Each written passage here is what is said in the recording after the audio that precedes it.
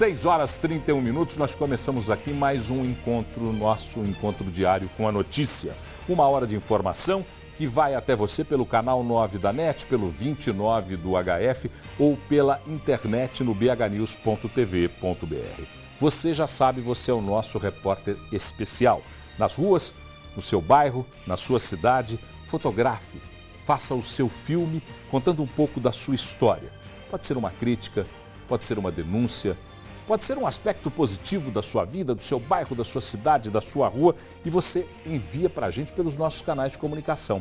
Tem o Facebook, facebook.com/redação BHNews, no Twitter, @redação BHNews, ou então no e-mail, redação@bhnews.tv.br. Você manda a sua informação, manda a sua imagem, manda seu filme, manda a sua matéria e você será um dos nossos repórteres aqui no Redação BH News. Está começando agora.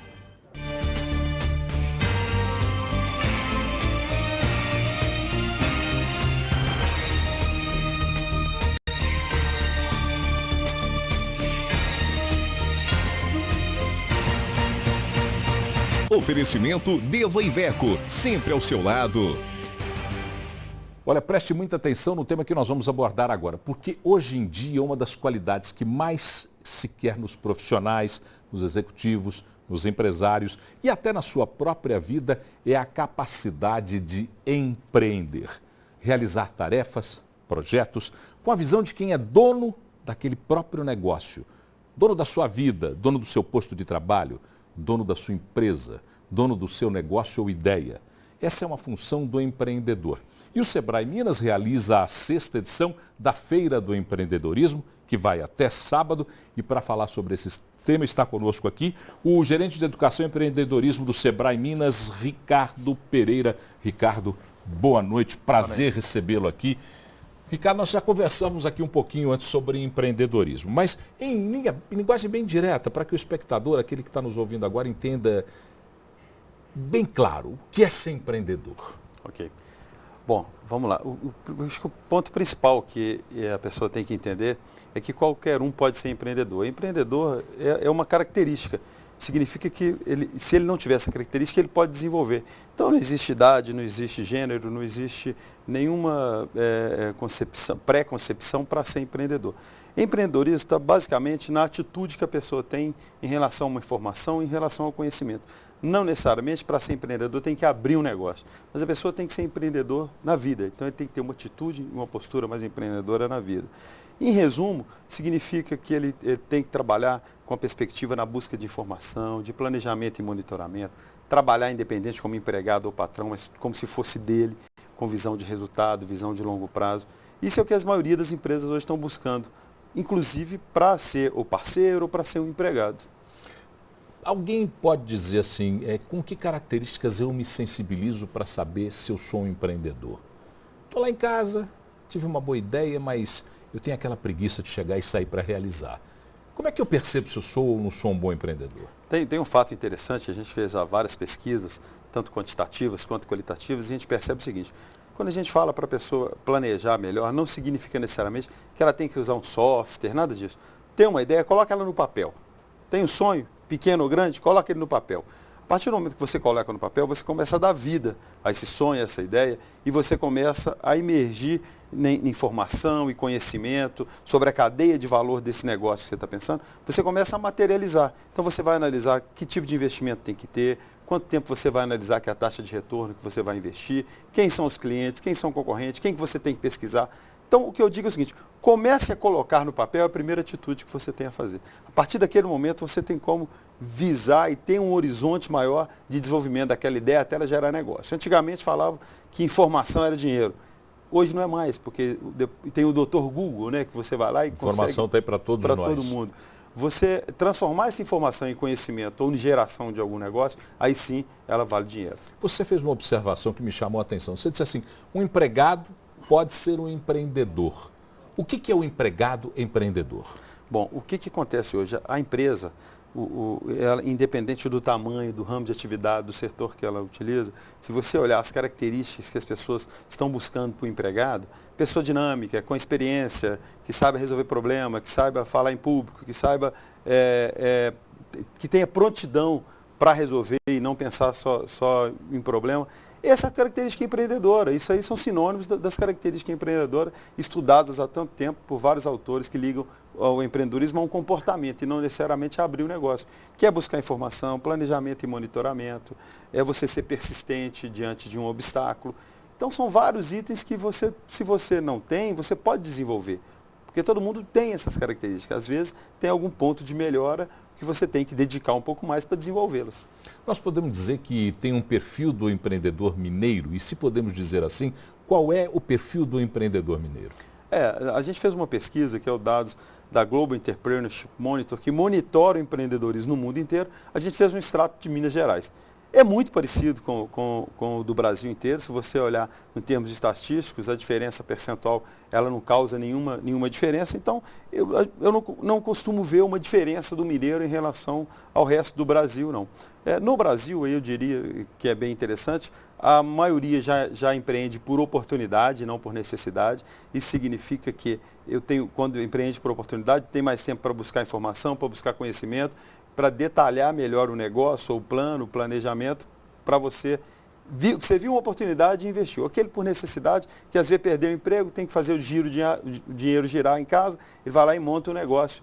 Ele tem a necessidade de fazer o dinheiro continuar. A partir do momento que você consegue ter uma população que investe mais em negócios por oportunidade, você começa a ver que os negócios são mais salutares, ou seja, os negócios que perduram mais, segundo a nossa pesquisa, são aqueles que a pessoa vê uma oportunidade antes e estuda mais. Então eu não faço essa distinção entre Minas e Brasil, mas se a gente for fazer, o mineiro ele empreende mais do que o Brasil. É uma boa média de empreendedores. É uma boa média de empreendedorismo. Vamos falar um pouquinho sobre a semana, o que acontece nessa semana e quem pode participar dessa feira do empreendedorismo. Bom, a Feira do Empreendedor foi aberta ontem, ela está no Minas Centro, e ela é aberta ao público, ela é de graça, é como se fosse o Sebrae num único lugar. Então a pessoa pode ter qualquer informação sobre qualquer negócio que ela for montar, ela pode participar de palestras, de oficinas, ela pode ter direito à consultoria individual sobre determinado tema, seja ligado à abertura, seja à tributação, seja qualquer ideia que ela tenha de mercado, consultoria individual.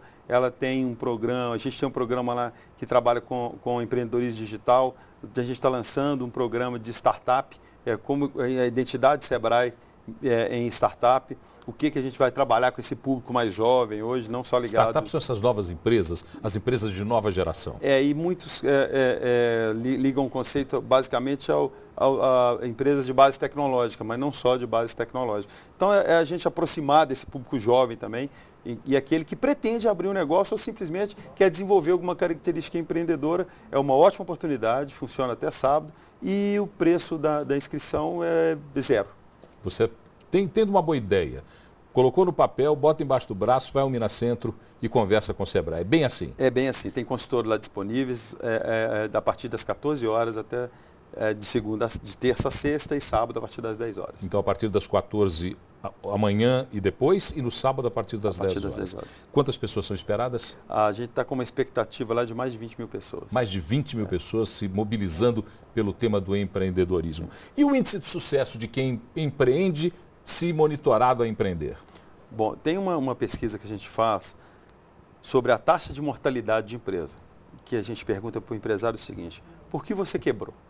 E ele cita para a gente alguns itens, são 4 que ele cita com mais ênfase, que quebrou por conta da localização, ele quebrou por conta da taxa de juros, por causa da burocracia e por conta do concorrente.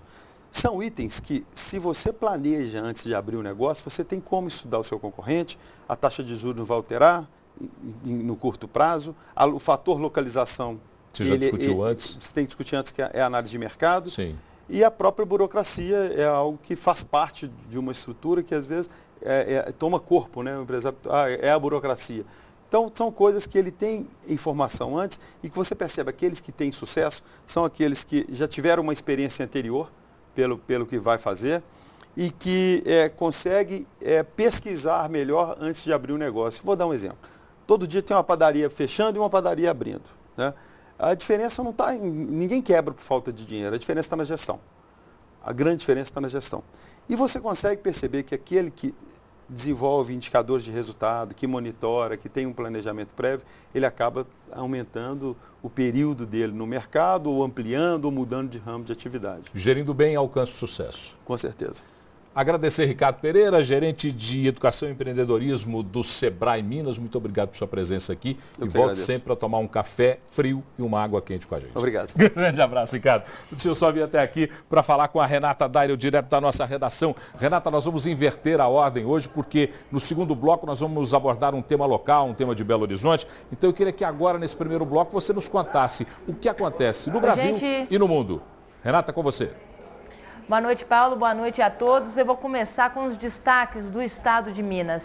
Eles destacam aqui na primeira página que o advogado do ex-diretor da área internacional da Petrobras, que é o Nestor Cerveró, disse hoje que os membros do Conselho de Administração da Petrobras receberam com 15 dias de antecedência a cópia da proposta de contrato para a compra da refinaria de Pasadena, no Texas, nos Estados Unidos. A operação de compra foi aprovada pelo Conselho em fevereiro de 2006, quando o órgão era presidido por Dilma Rousseff, que votou a favor. Inclusive, em nota, o Palácio do Planalto tinha afirmado que essa compra tinha sido baseada num resumo executivo com informações incompletas que teria sido creditado a Cerveró. O depoimento de Cerveró está confirmado para o próximo dia 16 na Comissão de Fiscalização Financeira e Controle da Câmara, e o advogado dele disse que ele está muito insatisfeito de ter sido taxado aí como bode expiatório e quer esclarecer os fatos. Quer dizer, na verdade, não dá para a presidente Dilma dizer que não sabia. Um outro destaque aqui do estado de Minas também é uma doação. A maioria do Supremo já votou contra a doação de empresas para campanhas eleitorais.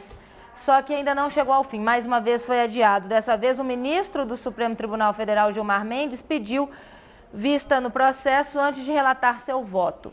Antes do intervalo, porém, a maioria dos ministros já havia votado pela proibição do financiamento. Mais um destaque do estado de Minas é que os candidatos do Enem já podem conferir o espelho da redação pela internet. Ainda não podem entrar com nenhum recurso para revisão de nota, mas para ver aí o resultado para fins pedagógicos, o participante deve entrar na página do INEP e inserir a senha e o número do CPF. Agora, Paulo, eu vou falar de uma notícia local aqui que preocupa muito as pessoas que estão voltando para casa ou que vão sair de casa agora. Belo Horizonte está alagada. O aeroporto, aqui o destaque do jornal O Tempo, mostra o aeroporto da Pampulha. Olha só como ele está. Totalmente debaixo d'água. As ruas lá no entorno também alagadas. Quem vai para Pampulha agora tem que redobrar a atenção com o trânsito ou evitar, esperar um pouco para voltar para casa. A gente vê aí agora a Catalão, os carros sendo arrastados pelo volume de água e vários pontos de alagamento. A gente tem um alerta da Defesa Civil até a meia-noite de hoje, que a chuva vai continuar forte. Essas fotos são de que portal? Essas fotos que você pôs são de que portal, Renata? Do Jornal O Tempo. Do Jornal O Tempo. Agradecer o pessoal do Jornal O Tempo que colabora com a gente na confecção do Redação BH News, que lê todos os portais quando traz as informações para você. Você que está em casa agora, se tiver que sair nesse minuto, é bom esperar um pouco. A chuva é forte, a chuva alaga vários pontos da cidade. Nós temos relatos de alagamentos na Cristiano Machado, na Catalão, na Antônio Carlos, o aeroporto da Pampulha. Você acabou de ver as fotos que foram divulgadas aí no Tempo. Está debaixo d'água. Então, muita calma nessa hora, espere um pouquinho, aquele cafezinho, fique ligado no Redação BH News, porque a gente volta já já, depois do intervalo.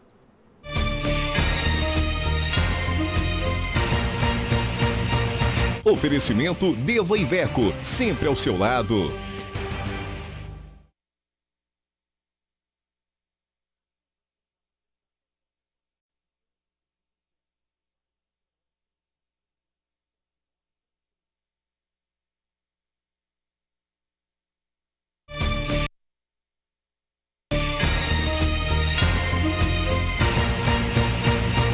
Oferecimento Deva Iveco, sempre ao seu lado. Gente, choveu em todos os lugares, inclusive alagou aqui no estúdio, está alagando, porque nós estamos aqui sobrevivendo em mares nunca antes navegados, mas o negócio é o seguinte, é muita chuva em Belo Horizonte nessa hora. Repetir mais uma vez, muitos pontos de alagamento, aqueles pontos em que a prefeitura colocou aquelas placas, cuidado, eu sei que aquela placa tinha que arrumar o lugar e não colocar a placa, tudo bem, isso eu não vou discutir agora não. Mas se você sabe que ali é um ponto de alagamento, evite aquele ponto de alagamento. Vai sair agora, vai para a faculdade, vai visitar um amigo, vai jantar, vai para o barzinho, espere um pouquinho, não sai agora, porque muitos pontos de alagamento na região metropolitana de Belo Horizonte, particularmente em Belo Horizonte. Olha, o MOVE tem 15 dias de operação. Só no trecho da Cristiano Machado, do São Gabriel até a São Paulo. Bate e volta, só naquele trechinho que é o primeiro trecho de operação. Mas hoje pela manhã foi registrado um primeiro acidente do MOVE. Aconteceu hoje, na manhã de hoje, por volta de 8h30 da manhã, no complexo da Lagoinha, na região noroeste, o primeiro acidente envolvendo um ônibus do BRT MOVE. O sistema que foi inaugurado há 18 dias registrou esse primeiro acidente depois de inaugurado. Aí são imagens da inauguração do MOVE, dele começando a ser operado. Mas, na verdade, o acidente aconteceu na estação Lagoinha.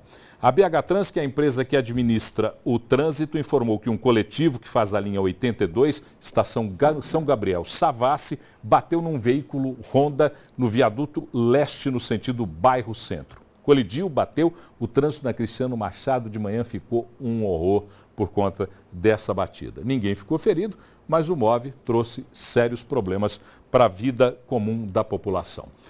O que o Nélio vai falar? Deixa eu ver aqui, eu tinha até anotado aqui o que o Nélio vai falar hoje. O Nélio hoje fala de... O que o Nélio fala hoje? Dos veículos abandonados. Olha que interessante, eu fui pesquisar a história dos veículos abandonados. Se você abandonar um veículo na rua, se você não estiver no local proibido ou se você não deixou de pagar as taxas de licenciamento, ninguém pode fazer nada com o seu carro, não vai ficar ali. Fica a vida inteira ali. O Nélio vai falar sobre isso. Nélio Souto e o Olhar Urbano.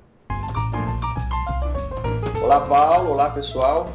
O Olhar Urbano de hoje vai falar sobre os veículos que são abandonados em vias públicas, nas ruas. Houve uma audiência na Câmara de Vereadores aqui de Belo Horizonte no final de fevereiro, exatamente propondo, uma audiência pública, propondo uma solução para este problema. Só para a gente entender, nós chegamos a ter uma lei municipal que previa que esses veículos abandonados fossem recolhidos pela Prefeitura. Porém, a BH Trans, que é o órgão municipal que cuidaria desse assunto, na verdade, ela alegou não ter competência para recolher esses veículos. Inclusive, a própria lei, a Lei 10.413 de 2012, foi considerada inconstitucional. Por quê? Só uma lei federal teria a competência de reger sobre os veículos. E a BH Trans, que é um órgão fiscalizador, ele só poderia agir contra esses veículos abandonados apenas se eles estivessem estacionados no local proibido, numa calçada, numa faixa de pedestre. Sendo que se o cidadão vai lá, estaciona um carro, abandona um carro numa rua, mas ele está legalmente estacionado, não há, então, o que se fazer. Há um projeto de lei que prevê que o carro abandonado, após um período de 72 horas, o dono, o veículo seria notificado e, de repente, se chegar ao ponto de ser recolhido, seria levado para um pátio público. Porém, ainda é um projeto de lei, ou seja, ainda tem muita coisa para acontecer até que, de fato, ele se torne uma lei. Eu hoje, andando aqui pela região do Gutierrez e do Prado, eu encontrei 2 veículos parados na rua. Esses veículos, peguei informação aí, eles já estão abandonados há muito tempo, parecem ser da mesma casa, da mesma pessoa. Eu toquei a campainha, o interfone, tentei contato com o possível dono dos veículos, mas não consegui. Então, fica aí, mais uma vez, a reflexão de quem é a responsabilidade, então, desses veículos que são abandonados nas ruas. Lembrando que esses veículos podem atrair aí, pode ser um foco do mosquito da dengue, lembrando que pode ser também alvo de ladrões, enfim, fica aí mais um problema urbano no nosso Olhar Urbano de hoje. Esse foi o nosso assunto. Lembrando também que você pode enviar a sua sugestão, a sua pauta, a gente corre atrás e mostra o que está acontecendo aqui em Belo Horizonte. Nos vemos amanhã, um grande abraço. Olha, é excelente esse tema que o Nélio levantou hoje com o seu Olhar Urbano. Não há legislação que motive ou que obrigue BH Trans ou Detran a retirar das ruas esses carros. Não existe nenhuma legislação que obrigue.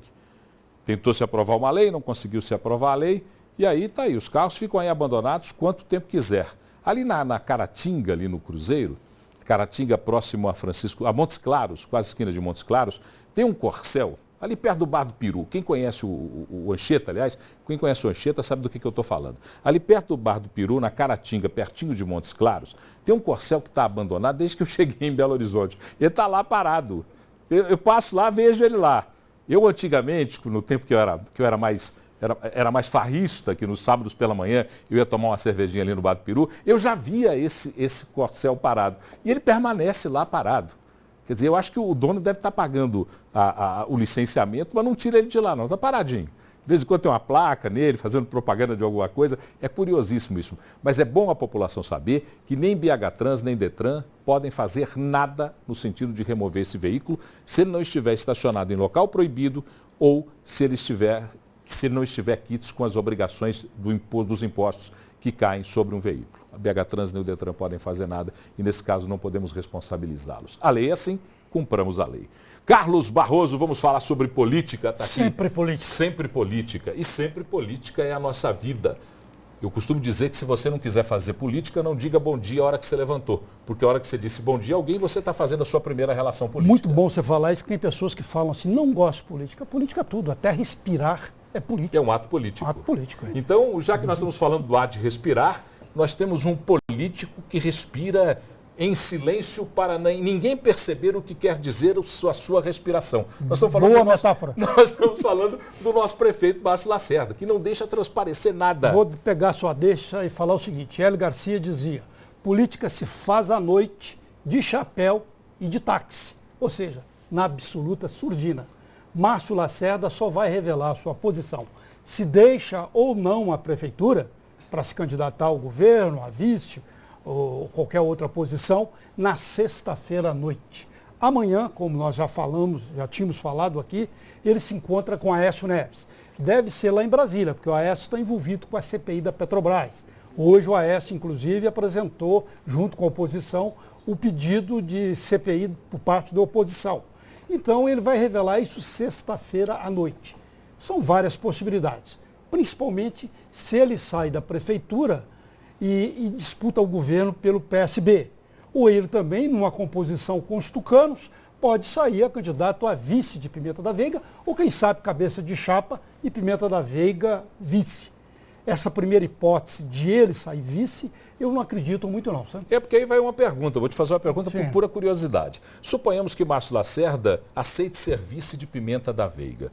Como é que vai ficar Minas Gerais, particularmente Belo Horizonte, num palanque onde você tem um representante do PSB que tem candidato à presidência da República e um representante do PSDB que tem candidato à presidência da República. E o candidato do PSB, o governador Eduardo Campos, em aliança com a ex-ministra Marina Silva, promete uma nova política, uma política independente. Se sair essa composição, Márcio Lacerda de vice de Pimenta da Veiga, o PT vai usar isso. Vai falar, o PSB, que está falando que é nova política, é sublegenda do PSDB lá em Minas Gerais. Que nova política é essa? Vai dar munição para o outro lado. Eu acho essa composição muito difícil. Mas em política a gente tem que esperar para ver, porque política pode até não ser a arte de muitas coisas, como dizem. Mas a arte da surpresa é. Ontem nós conversávamos aqui com um consultor de matrizes energéticas, quando fizemos uma entrevista com ele, e ele falava do petróleo, da prospecção de petróleo, do pré-sal, da possibilidade do xisto, da utilização do xisto. Os Estados Unidos já está bem avançado nesse tema. Mas eu perguntei para ele, se houver um desdobramento nessa informação da compra, e os desdobramentos estão acontecendo agora, o ex-diretor da Petrobras vem a público dizer que a presidente Dilma tinha o conhecimento durante 15 dias da operação. Nestor Severo. 15 dias, ficou 15 dias tendo conhecimento daquela operação realizada para analisar se faria ou não aquela operação. Tempo suficiente para a gerente eficiente que dizem que é a Dilma, né? Bom, e ele disse o seguinte, se isso acontecer, pode respingar na gestão atual da Petrobras e pode tirar algumas das máscaras e fantasias que se criaram sobre a Petrobras. Como é que está a história da CPI? CPI, antes da CPI, eu só queria um segundo para dizer que eu conversei com o deputado Júlio Delgado, que é presidente do PSB, Minas, e ele disse que a tendência fortemente, é de Márcio Lacerda sair para disputar o governo pelo PSB. Mas E o que disse o presidente do partido. É o presidente do partido, então vamos ter que considerar. Eu conversei com ele, achei importante colocar isso. Prefeito, se o senhor for disputar o governo, por favor, reserve essa informação para a gente sair na frente. Conta para a gente, por favor, prefeito. Só isso, né? Só isso que a gente quer. Só isso. Só isso que a gente quer. Mas hoje são 2 CPIs que estão lá no Congresso. A CPI da situação, a CPI da oposição. O senador Aécio Neves, falando pela oposição, protocolou ele e os outros oposicionistas naturalmente, essa CPI com 30 assinaturas do Senado e 231 assinaturas da Câmara dos Deputados. Mas ninguém tem certeza se vai sair a CPI da oposição ou da situação. Ou seja, até CPI tem uma nuvem de fumaça, tem uma cortina de fumaça sobre ela. Mas voltando a esse papo, essa questão lá de Pasadena, muito difícil, né? Eu estava vendo no jornal hoje que a Petrobras está caindo em valor, está perdendo para o Itaú. Agora, em termos de preço de empresa, o Itaú está ficando mais forte em termos de preço do que a Petrobras. A Petrobras teve um grande prejuízo nos últimos anos e só essa questão de Pasadena lá no Texas deu um prejuízo de 1 bilhão e 200 milhões de dólares. É muita coisa, né? Notícia que faz até Monteiro Lobato corar no túmulo, ele que era um defensor da história de que o petróleo era nosso. Sim, e podia ser administrado, um dos primeiros defensores. Todo mundo só lembra de livro infantil dele, não, ele foi um nacionalista ferrenho. Nacionalista ferrenho. Olha, nós voltamos já com mais um bloco do Redação BH News. Obrigado, Barroso, boa noite. Obrigado a você.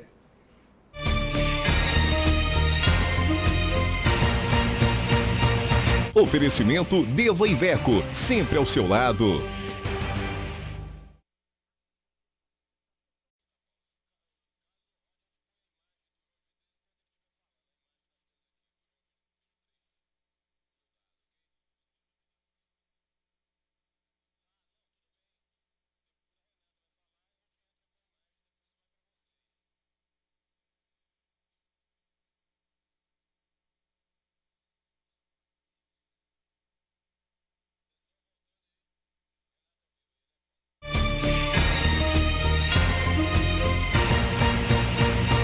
Oferecimento Deva Iveco, sempre ao seu lado. Quarta-feira, 2 de abril de 2014, nós estamos aqui no Redação BH News, trazendo para você as informações da região metropolitana, de Belo Horizonte. A BH News é uma emissora que tem o nosso jeito, a nossa cara, fala aquilo que se conversa nas ruas da nossa cidade. E nós vamos falar com a Renata agora. A Renata Dairo está lá na redação e vai fazer então uma radiografia do que os principais portais de Belo Horizonte, de Minas Gerais, estão trazendo a respeito de Belo Horizonte, da região metropolitana e do nosso estado. Com você, Renata. Oi, Paulo. Vou começar pela visita do ministro do Esporte, Aldo Rebelo. Ele veio hoje a Belo Horizonte e elogiou muito a preparação da cidade para a Copa do Mundo. O destaque do Hoje em Dia é que ele foi conhecer, na manhã de hoje, o centro de treinamento do Atlético, lá em Vespasiano. Ele falou que elogiou o MOVE, a preparação de Belo Horizonte, e ele esteve aqui para abertura de um encontro sobre o planejamento operacional para o Mundial. Esse encontro tem como objetivo repassar todas as ações necessárias como segurança, aeroporto e mobilidade urbana. Agora, o G1 fala sobre esse mesmo assunto, mas destaca que as obras do aeroporto de Confins não vão ficar prontas.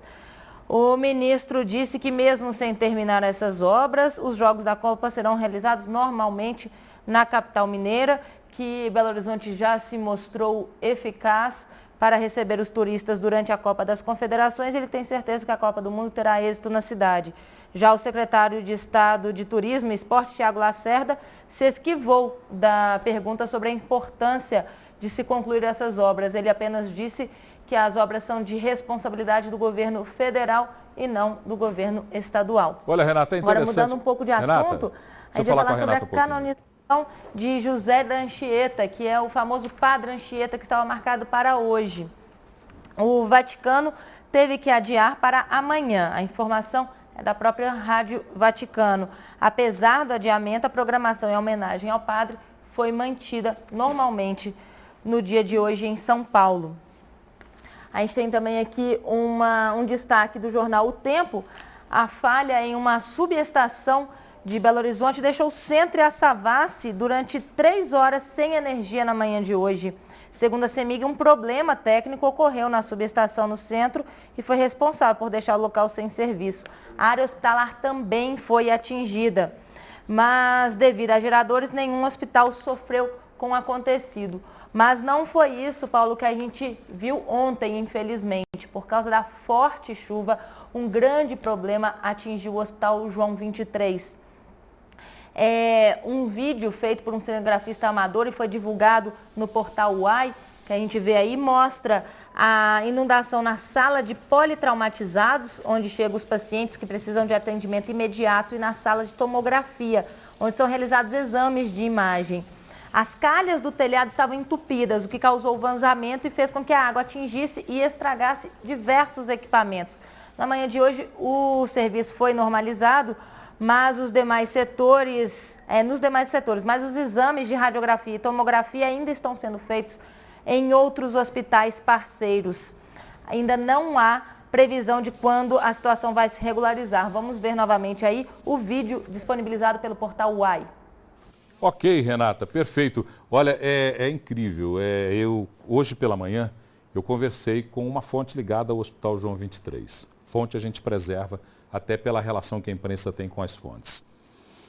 A informação que eu tive é que o João 23 não passa por manutenção preventiva há algum tempo.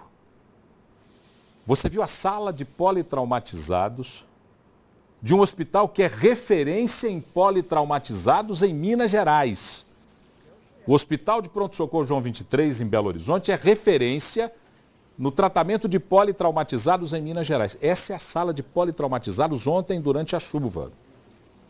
Essa mesma fonte me disse que existem problemas gravíssimos na elétrica e na hidráulica do Hospital João 23. A nossa produção entrou em contato com a assessoria de comunicação da FEMIG, que é responsável pela administração do João 23. Só que a assessoria não indicou ninguém para falar sobre o assunto. Esse é um tema muito importante, falar das assessorias. Assessoria aqui em Belo Horizonte, eu vou falar com muita tranquilidade, eu vou falar até porque é uma análise do que nós, jornalistas, passamos todos os dias na produção. As assessorias aqui em Belo Horizonte querem 2 dias de antecedência para trazer uma pessoa para ser entrevistada. Ora, a notícia aconteceu hoje, ontem à noite. Eu não posso esperar 2 dias para que você me diga quem será entrevistado.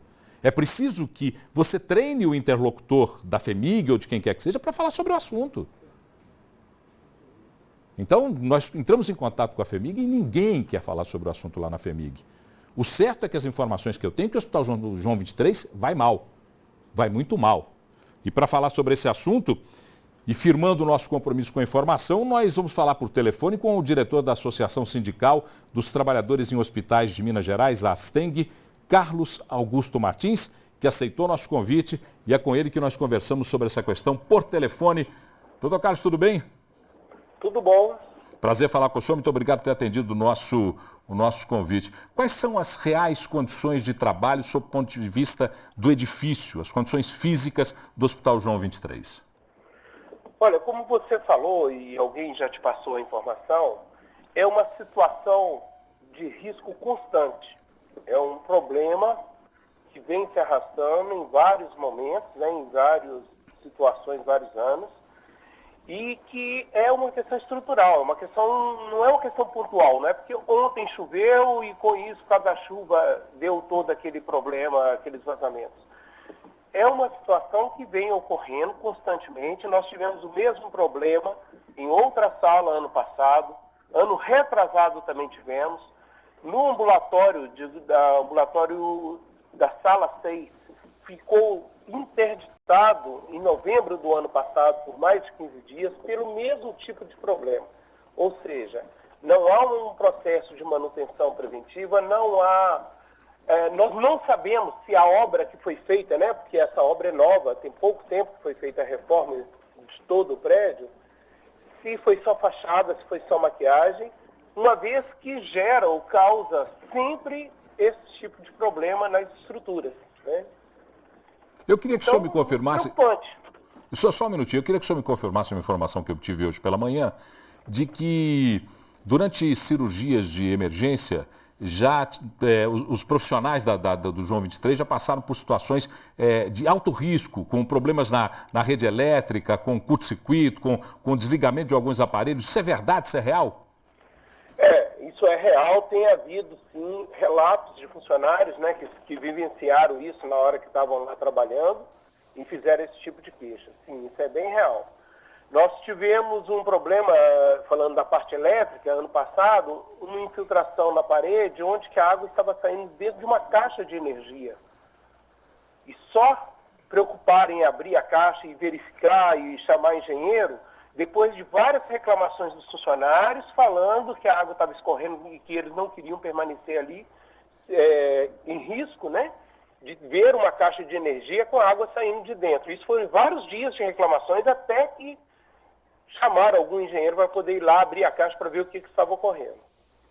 As condições de trabalho para os profissionais, independente do aspecto físico agora, as outras condições, materiais de cirurgia, medicamentos, como é que estão as condições do Hospital João 23? Vou repetir, Hospital João 23, que é referência no tratamento de politraumatizados, é uma referência no Estado, talvez uma referência nesse país.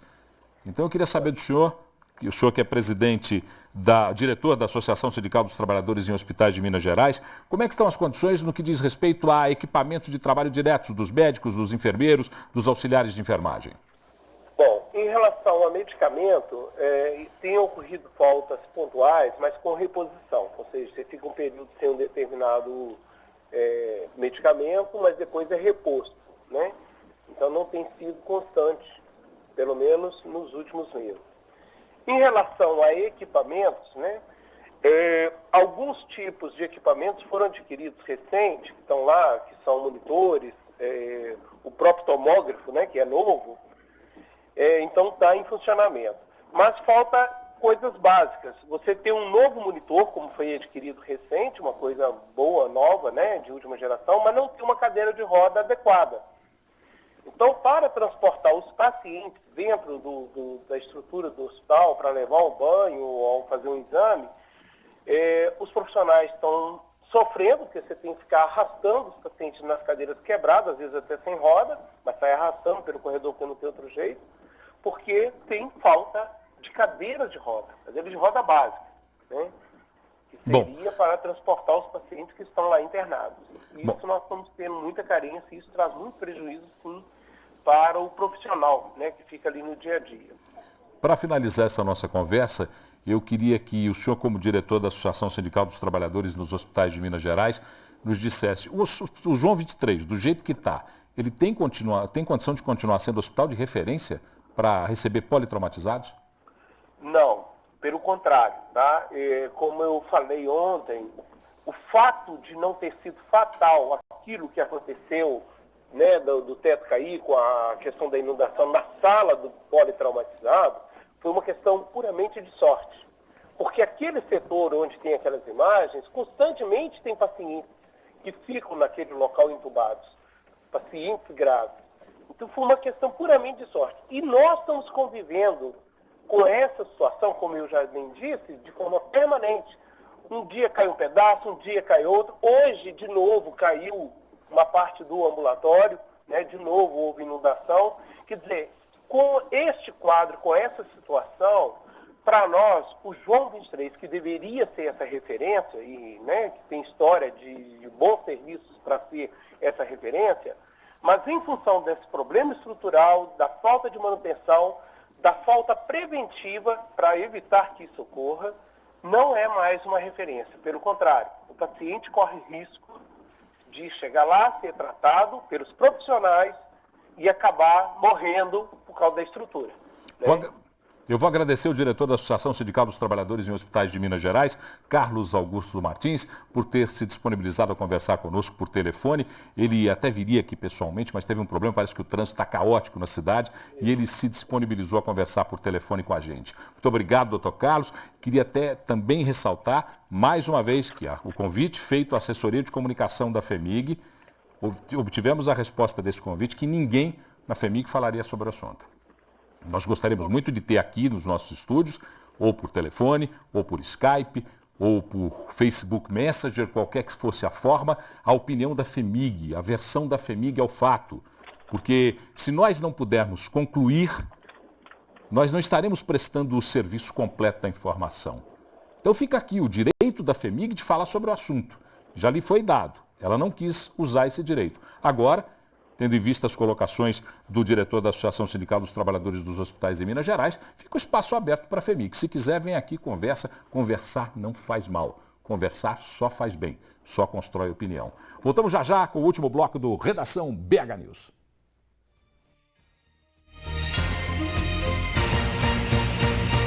Oferecimento Deva Iveco, sempre ao seu lado.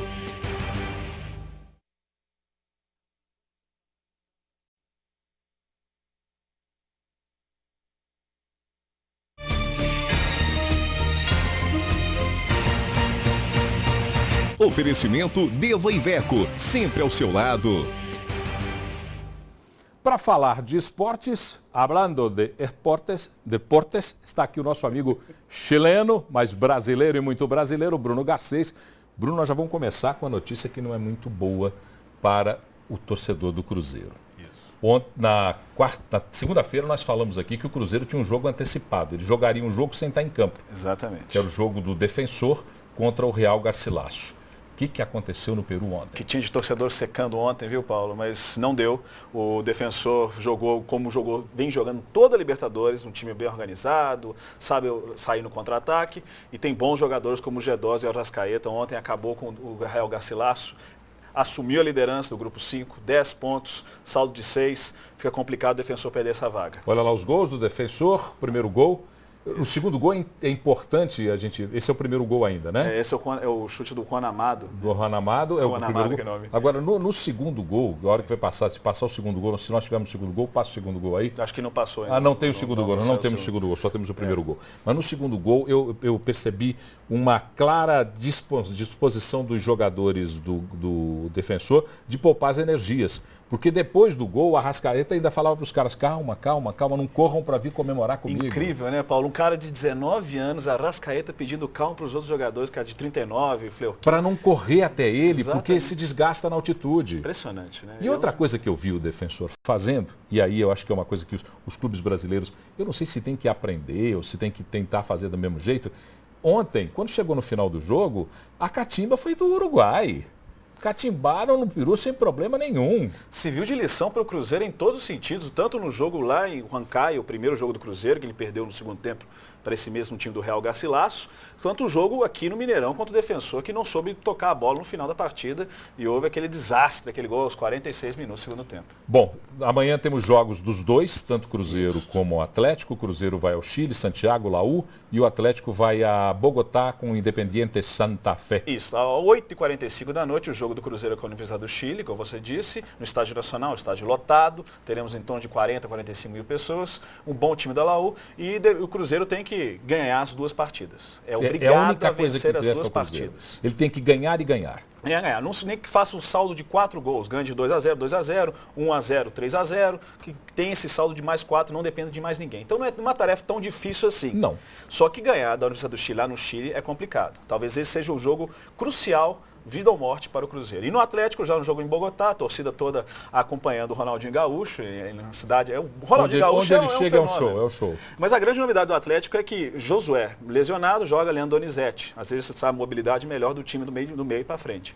E Guilherme e Ronaldinho, pela primeira vez 2 armadores no time, nesta temporada. Vamos ver o que resulta essa composição proposta pelo Paulo Autuori e o que o Marcelo Oliveira vai propor com o time dele lá no Chile. A única coisa no Cruzeiro é a falta do Nilton, né? Que está suspenso por 3 jogos por causa da expulsão contra o Defensor. Sim. Joga o Henrique, que tem experiência em Libertadores, já decidiu, já fez gol em final de Libertadores contra os Estudiantes em 2009. Bom, vamos lá. E agora a preparação para os jogos do final de semana. Como é que é? Já tem definição?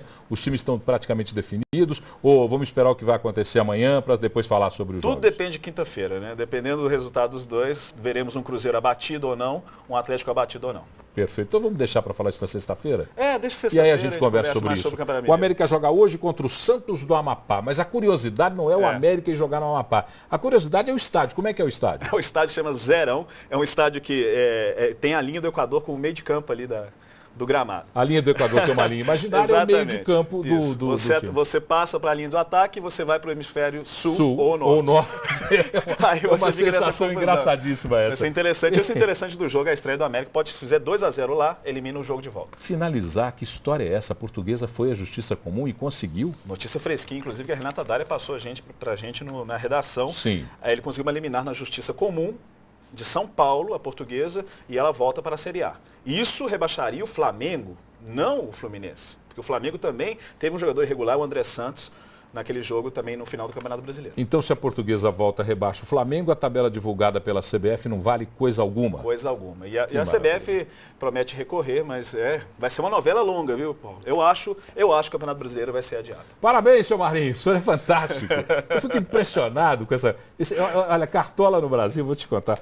Brunão, obrigado. Obrigado, Paulo. Grande abraço. Sexta-feira a gente volta para falar mais de falar de esporte. Campeonato Mineiro. Perfeito. Campeonato Mineiro. Final de semana tem rodada, a primeira rodada da final. Rapidinho, vamos lá para a redação, Tá na mídia. Tá na mídia com Renata Dário. O que está na mídia, Renata? Oi, Paulo. Vou voltar a falar de futebol também, mas dessa vez com um pouco mais de descontração. Os Simpsons no Brasil foi o episódio de ontem da série aí que já dura 25 anos nos Estados Unidos. E dessa vez trouxe Homer Simpson como um dos juízes do Mundial aqui no Brasil e apitou um maracanaço mais uma vez. Dessa vez o Brasil perdeu para a Alemanha, porque ele ficou... Durante o episódio, eu não vou falar muito para não criar essa frustração das pessoas, que ainda vão assistir, mas durante o episódio vários mafiosos tentam subornar o Homer Simpson para que ele faça com que o Brasil ganhe a final. Tem aqui as torcedoras de biquíni na arquibancada e tudo, os mafiosos aqui com dinheiro. O Homer não aceita por influência da Lisa Simpson e acaba apitando a vitória da Alemanha no Maracanã.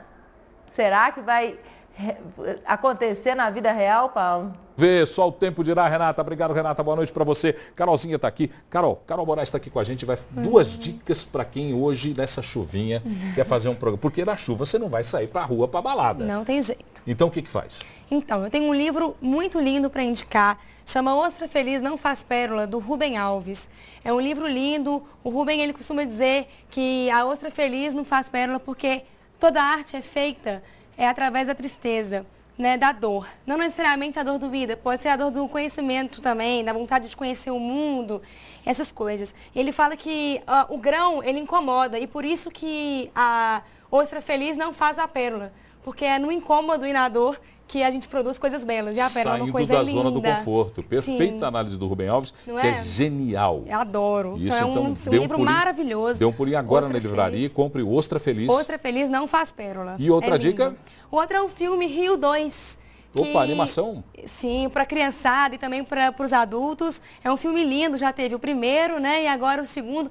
O que essas ararinhas azuis vão aprontar é que eu não sei. Só Vai assistindo para poder descobrir o que eles estão aí aprontando pela selva.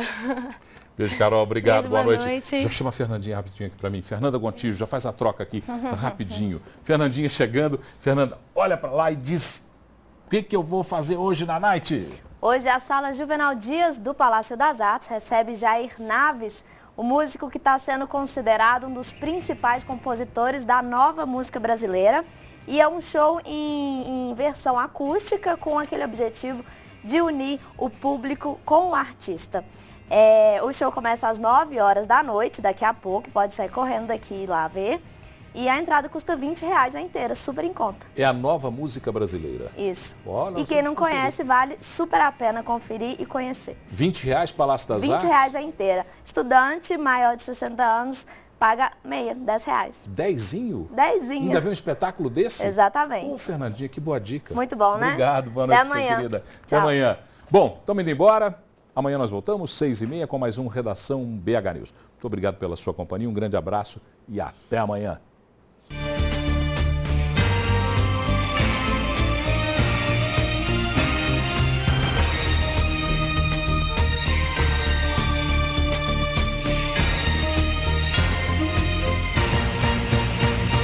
Oferecimento Deva Iveco, sempre ao seu lado.